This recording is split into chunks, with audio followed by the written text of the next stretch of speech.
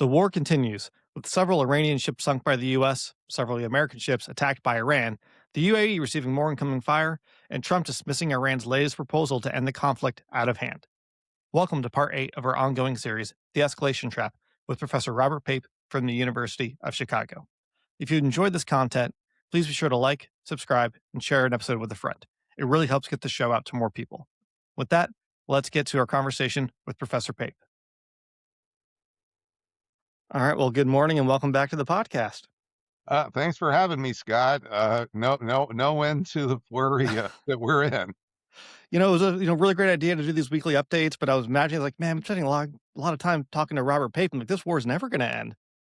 It's going to be here for a while. I'm sorry to Yeah. say, I know everybody wants this to be over. Mhm. That's absolutely right, but that alone is not bringing this to an end here. And I think, Scott, it's helpful to explain a couple of things right off the bat. So the first big picture point Mhm. is we've entered now the true danger zone of this conflict. And I'll explain what that looks like in just a moment. But this is even though you might think, oh, it's been dangerous up until now. No, the true danger zone is really coming. This fork in the road I've been talking about is now here. But I think it's important here, especially because a lot of the folks listening to this are in the military, to understand that what has just happened over this weekend is the end of the negotiated track, the negotiation track. Certainly for weeks, if not months here. Now, of course, you could always try to bring back a negotiation track. It's not that it's physically impossible to make, but here's the real set of issues here with this. Well, number one, negotiating in great power or international politics is not a real estate deal. And so in a real estate deal, Scott, you have a house, it costs, let's just say $500,000. I'm looking for a house, I'll offer you $400,000.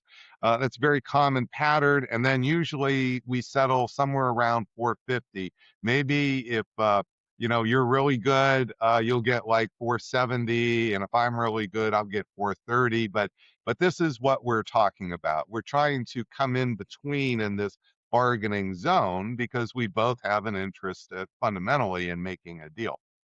In this case, in international politics, especially when you're dealing with issues that bear directly on sovereignty, these are not a matter of trade negotiations, 5 cents on the price of copper. We're talking about real sovereign issues. Whether you have nuclear weapons or not bears on sovereignty. Whether or not Hormuz is controlled by Iran bears on their sovereignty, because it's about the money that's going to be there for their country to create what their vision of security. Well, those issues that bear directly on sovereignty are zero sum in nature in international politics. You can't easily cut them down the middle. So nuclear weapons, either Iran's going to have nuclear weapons or not here. And with the Strait of Hormuz, either the Strait of Hormuz is going to be controlled by Iran or not. These are really quite zero sum in nature.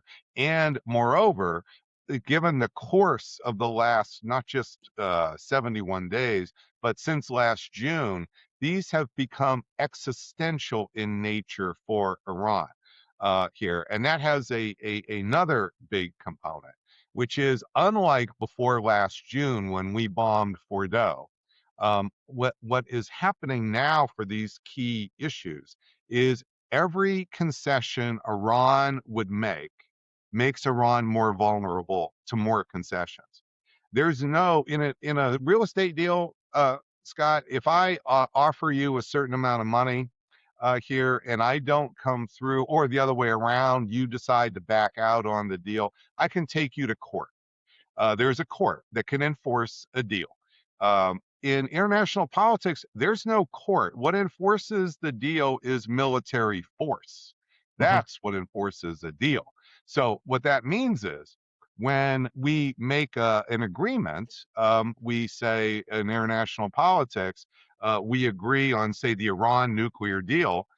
Well, if one side welches, breaks the deal, there's no court to go to. So when President Trump ripped up that deal, the Obama deal on in May 2018, there was no court for Iran to go to get that deal back here, the way there would be with real estate. So what that means is that if Iran today makes a deal here, concedes on either of those issues or other issues like reparations, but really these are the big ones. What that means is it leaves itself open and more vulnerable to more concessions in the future because it's weaker.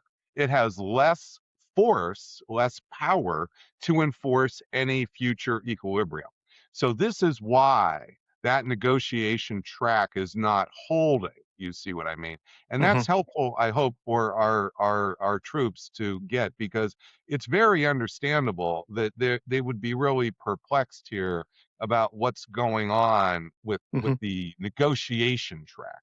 Well, let me ask you two other, possible ways to square that circle Mhm. that folks might be considering. I mean, there are things like the National Security Council, International Criminal Court, World Trade Organizations. There are these institutions out there, and there's entire schools of international relations dedicated to the idea that these institutions can step in and credibly mitigate these disputes.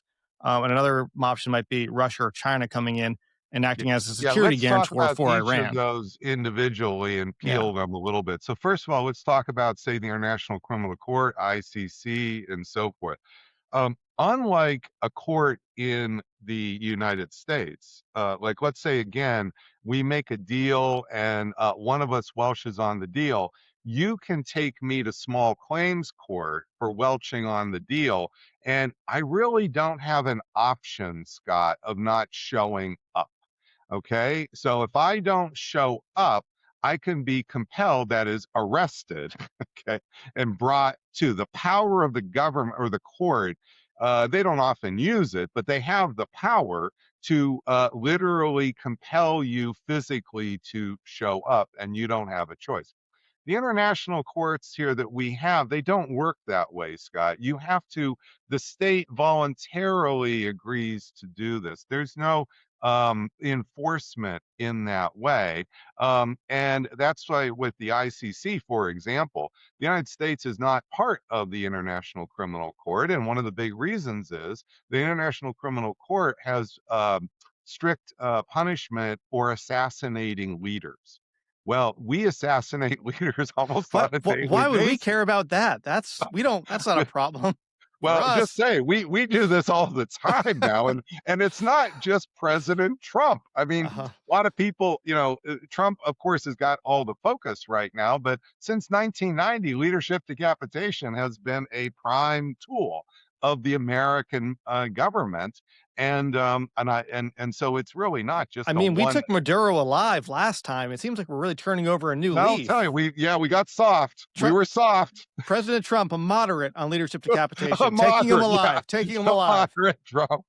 That's You heard it exactly here, right. folks. At the Water's Edge is supported by Gray Zone Advisory. Gray Zone helps businesses and organizations understand geopolitical risk before it becomes a crisis. If your company is exposed to conflict, supply chain risk, defense markets, or international instability, Gray Zone provides executive briefings, strategic analysis, and decision support to help leaders understand what is changing and what to do next. Learn more at grayzoneadvisory.com. Yeah. Then the issue is, okay, so let's roll then to this. So that's why you can see the International Criminal Court doesn't have the teeth Mhm. here. And so if you're dealing with really small actors, like a Serbia, maybe you can have some teeth. But once you're in this major power world where we're dealing with the big folks here, this just doesn't, the courts just don't play a role, and you don't see them playing a role here. So then the next issue you brought up was, well, what about China and Russia? Well, China and Russia are looking at this not primarily, first and foremost, to help the stability of the world. They're looking at it from their own national interests. What is their national interest? And so we know, let's just pick China's national interest. And I was in China when we were bombing Bordeaux, touring the advanced industries and meeting with their business folks. Their key interests here are gaining power here, and becoming number one. They're actually trying to be kind of quiet about that. They don't want to make this like talking smack to America, because they have just been quietly in 1990. China had 2% of the world's GDP. Now they're at 17% of the world's GDP. Just think about that. So, and they had the Olympics, and they're doing digital China, and yeah, they have other, but they are rising, and they're doing it without talking a lot of smack. They're just going about the business of doing that. Well, from that growth, you'll say, well, don't they depend on the oil from Iran? It's less than you would think, because over time they've been weaning themselves off of oil, period. Because their economy now, and that's today, 80% of their energy is not oil. It is solar, it is coal, it's nuclear, 80%. Now, of the 20% that is oil, about 38% does come from the Persian Gulf. That is absolutely true. However, once you understand these numbers, you can see right away, oh, so that means, and this is what the business people were explaining to me, that China might lose 1 or 2% of its GDP, because it will do adjustments and so forth to moderate the losses, and maybe try to pick up some bargains or some relations with Russia, because if Russia has oil. Um, and so you end up having a small loss for China. This is not a devastating going over the cliff loss for China. And the United States, however, this is much, much more dramatic, you see. And so you have a situation where if you're in China's shoes, having the United States get in now its third forever war in Hmm. 25 years, and the biggest one ever, and getting the whole world mad at it. This just is manna from heaven. I mean, it doesn't get much better than this, which is why I think President Trump has he's bringing, it looks like he's still going to go through with this trip to China. And it's really notable to me that he's bringing in all these business leaders here. That tells me he's going to try to open America to China, not close it to China. And since in the last 10 years, by the way, China's been closing itself off bit by bit. They're buying less of our bonds.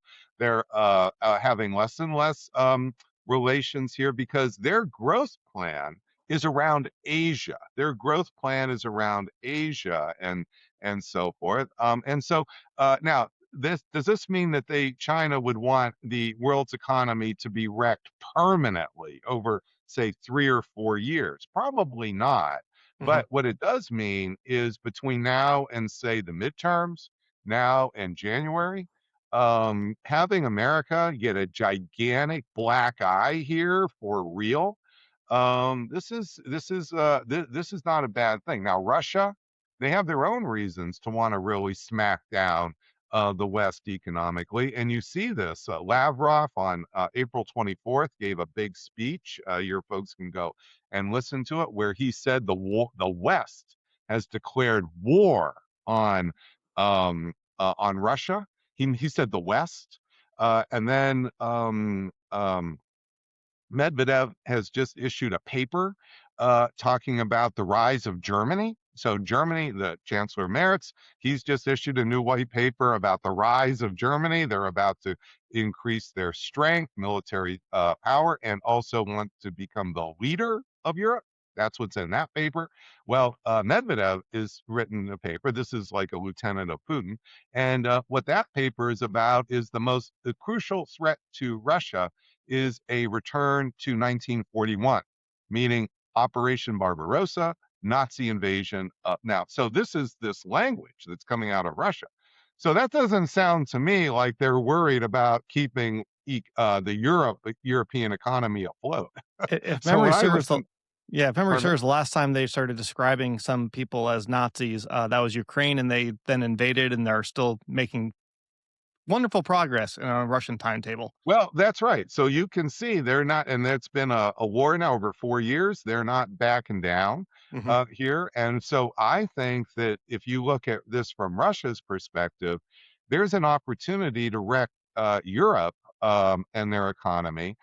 And also, you might think that there's this bromance between Putin and Trump.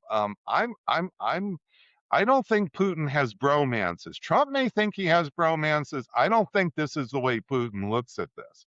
I think Putin is an old KGB guy of the first order here, and I just would know.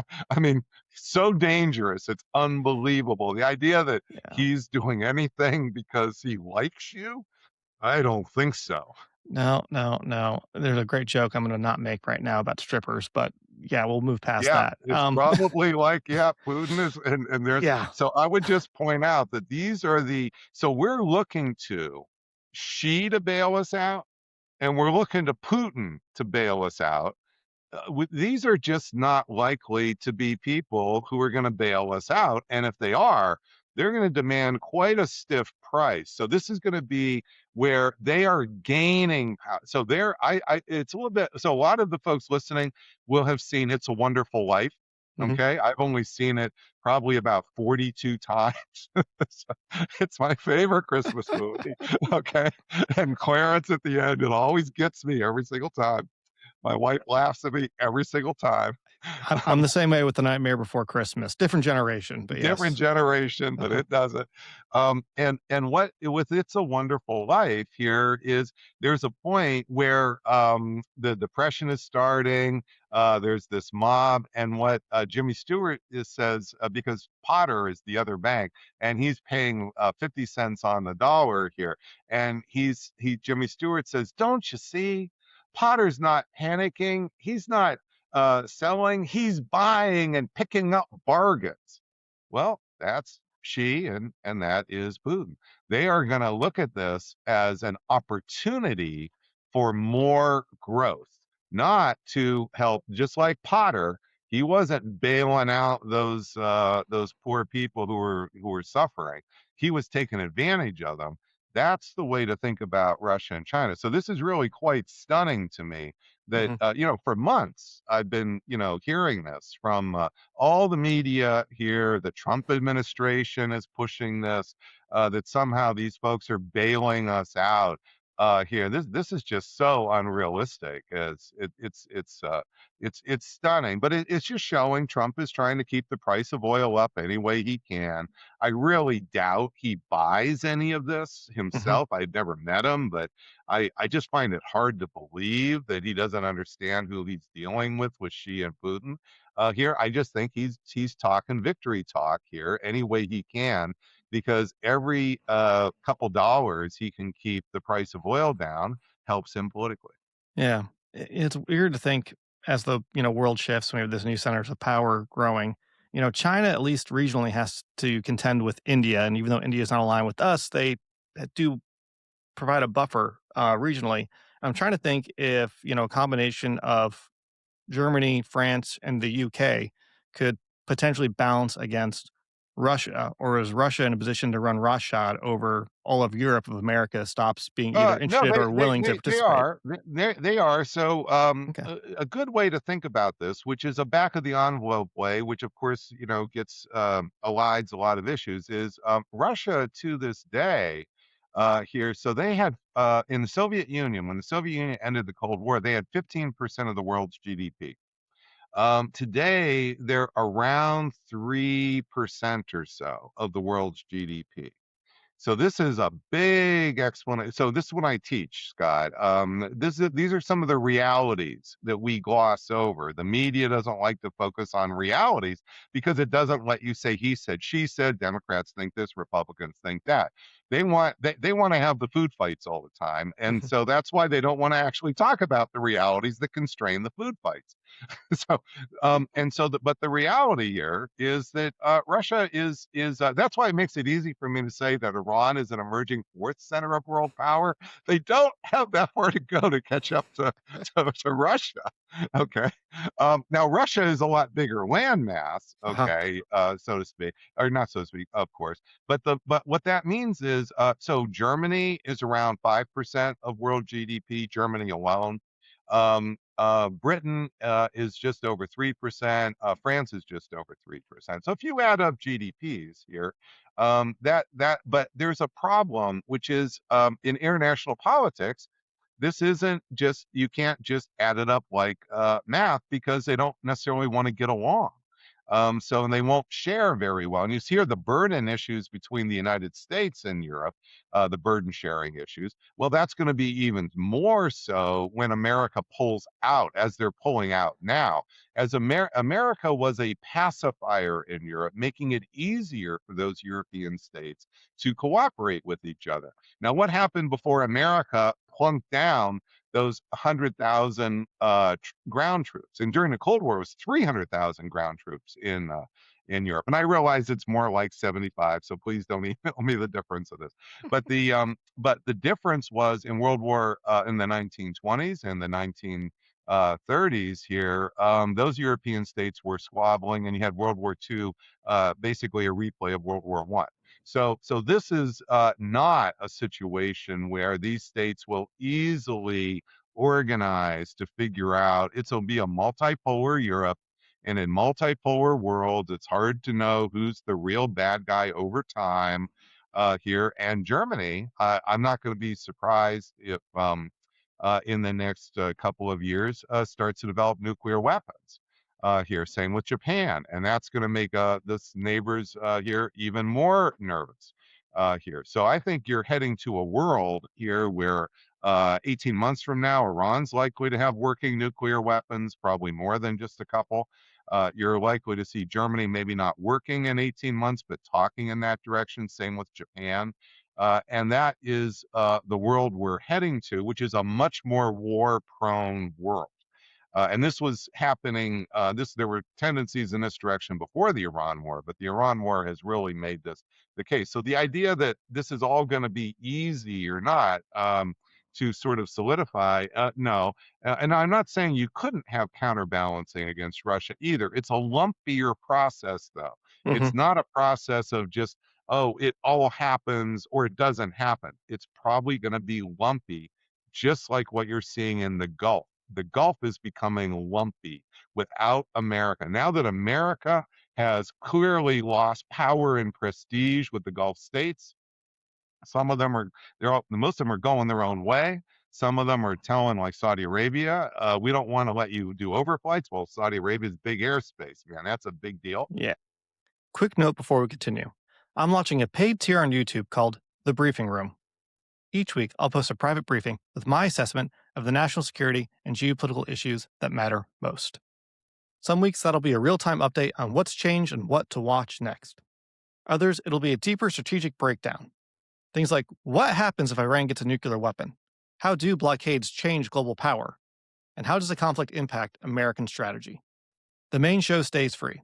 The briefing room is for folks who want one more layer of analysis direct from me. Members also get early access to episodes before they go public. You can join through the membership tab on the YouTube channel. Yeah. And what you're seeing is lumpiness. That's what you're seeing. And that is the way of the world without America, the pacifier that sits on all that lumpiness. I don't know if anyone's written about this recently, but I know there was a argument being made in the literature at some point, I think around the end of the Cold War, that nuclear proliferation in a multipolar world actually makes the international system more stable, not Oh, Ken less. Won't. Yeah, yeah. I just Okay. have a debate, like literally last week in my preventive war class, my graduate seminar on preventive war. We had a debate with Waltz on one side and others on the other side on this, because he wrote a piece, more nuclear weapons, more is better. Hmm. And the first was in a Delphi paper in, I think, 1981, and it's been published in different versions since. Ken Waltz has since died, but this argument here has continued. The problem here is that makes sense once you get to highly survivable nuclear force postures on all the states. I call that the world one, where you have everybody's got an assured destruction capability. That means probably hundreds, if not thousands, of nuclear weapons deployed. Say you have some on submarines, you have some not on submarines here. So once you're in that world, then there is a lot to what Ken Waltz is saying. The problem is you don't go to that world right away. Okay. And a lot of states that are developing nuclear weapons here, they really have a hard time getting survivable forces here where they could survive an attack by other powers. That's the problem for India, Pakistan. So every time we have a political crisis now, and they're happening more frequently between India and Pakistan, notice right away we start to worry that one side or the other will start attacking the nuclear weapons. And I go through this in my classes in detail, lay out the structure, the numbers, and it's because they're in what I call a world two, Scott. So Pape's got even more frameworks here. So you haven't even you've been following the Substack. Just oh my goodness You, gracious, you the get enough framework. frameworks to start your own construction company. Yeesh. I'm just saying, there's the 30 years of framework, Scott, are coming. So I got my world too. And this is why people who take me in strategy, we've got our own little jargon. We've got our own little language. In fact, I just had some of my students are forming their own strategist club now. You can look it up online. It's called the Strategist Club in Chicago. And I'm not even running it. They're running it. Thank God. I can't run enough things. And so they just had we just had a dinner at downtown Chicago, and they're having another one in Washington and one in New York here without not always with me. But they can talk among themselves and they give debates among themselves. Are we in world one or are we in world two? Well, you got to have the pay frameworks to know what, it's like that secret handshake. This is just happening, Scott. And it's because we're having a lot of world twos. And those world twos are the really danger zones with nuclear weapons. Here and you can just see what is Saudi Arabia going to think about over the next few years. Can they get some protection from Pakistan? Well, Pakistan's got nuclear weapons. That's helpful. China, they've got nuclear weapons. But are they, how much is that really going to help them if Iran wants to topple MBS, the leaders of Saudi Arabia? China, maybe he'll say, Iran, please don't topple MBS. Maybe Iran will listen or not, but you can see this is not a clear thing that Iran will clearly obey here, because you can see that China and Iran may sit down and that maybe this is what they're talking about in these meetings, which is, hey, Iran says we really want to topple MBS. What's it going to take, Xi, to let us do that? Now that This is sounds more what like a great real estate power politics transaction. is But yeah, really about. yeah. See, that sounds like a real estate transaction, but you're talking about the bill that someone else is going to pick up for you. Somebody else is going to pick up, or a mob transaction. Uh But huh. another thing I want to say here before we run Please. out of time, Scott, for your audience in particular is what is escalation going to look like? Okay. Um, it's we are used to thinking of escalation being always an abrupt, dramatic move, like Trump will unleash this bombing campaign against electric power, and this is a pathway of escalation. It's not that I'm saying that's not practical or it's completely unlikely. No, of course he's been talking about that, and now he's been completely humiliated by this, and it'll be like Obama. This is worse than Obama because he's promised he would do this now multiple times. So Hmm. now he's got to eat crow and no, I guess I'm worse than Obama. So this is what's probably going on in his head here, because he's always comparing to Obama. But there's another pathway here, which over the next week or two or a couple of weeks may be more the more plausible pathway, which is this incremental expansion of mission creep in escalation. So as mission creep goes on here, usually, what mission creep involves in the military is additional missions to protect the current mission. So you keep ending up layering here the missions here for added protection. And I would be very concerned about as things can keep going with these you can call them skirmishes, or I call them demonstration attacks in the Gulf, that you're going to see more temptation by Iran to widen the ambit of what they're doing. You already saw they attacked the UAE. Could well be they're going to think about going back at some more American bases here, land bases, do just a little more, because you think about it as demonstrating your prestige, your dominance over America. And so I would just say over the next few weeks, we got pathway one, very abrupt. Pathway number two, not so abrupt, more gradual here through mission creeps. And that's all I wanted to say. I just wanted to lay out these two possible pathways so that we see what the real options are for the escalation track of this. Yeah. Your explanations are certainly helpful and well received. So we appreciate you taking the time to share them with everybody. Well, it's really, that's one of the big reasons I want to come on, Scott. And one of the things that's really quite an honor, and just to let you know, Scott. So about a week or so ago, somebody from Africa approached me, and I had to spend, and I don't have a whole day or so to really think much anymore, but I spent a whole day on that briefing, and then just now. The folks from the an India channel that I go on every morning just before you, they want me to really focus on a segment here about more directly what all this means for India. And I think it's because a lot of leaders are listening to these channels, Scott. It's a big honor that that's happening. But real world people are listen, and for me, that's really sort of the greatest honor. One of the big honors here. This happened about 10 or 15 years ago. I think I was in Qatar here, but I was somewhere in the world. And somebody who was a pilot, one of the Navy pilots, told me, Professor Pape, you may want to know that I just got off of this carrier and we were out. And what was in our ready room here was bombing to win, all marked up, deer, dog tagged and everything. That was just a tremendous a tremendous honor to and so I just have to tell you that it doesn't get much better than that when you're an academic here, that people are finding your work helpful for the real world.